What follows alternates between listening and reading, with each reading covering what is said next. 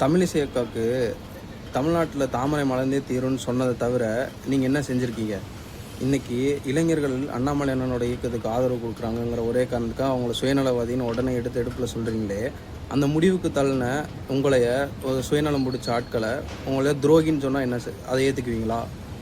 உங்களை விட ஒரு சின்ன பையன் தமிழ்நாட்டில் இவ்வளோ துடிப்பாக வேலை செஞ்சு ஒரு இயக்கத்தை எல்லா ஊர் முழுக்க கிராமம் முழுக்க கொண்டு சென்று மிகப்பெரிய ஒரு எழுச்சியை உருவாக்கியிருக்காங்கங்கிற அதை தாங்கிக்க முடியாமல் சொந்த காழ்ப்புணர்ச்சினால், சுயநலத்தினால, பொறாமையினால் ஒரு இளைஞரை ஓரங்கட்டி அவர் அந்த இயக்கத்தை விட்டே வெளியே அனுப்புகிற அளவுக்கு ஒரு விஷயத்தை செஞ்சு விட்டுட்டு இன்றைக்கி நீங்கள் பேசிக்கிட்டு இருக்கீங்க சுயநலவாதி அது இதுன்ட்டு.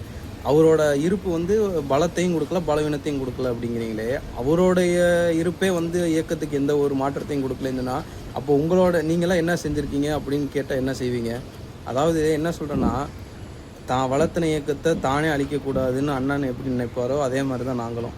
அதனால் தேவையற்ற விமர்சனங்களை தவிர்த்துட்டு உங்கள் கட்சியை வளர்க்குறதுக்கு என்ன வழியோ அதை மட்டும் பாருங்கள். அண்ணாமலை அண்ணனை விமர்சிக்கிறது இதோடு நிறுத்திக்கங்க.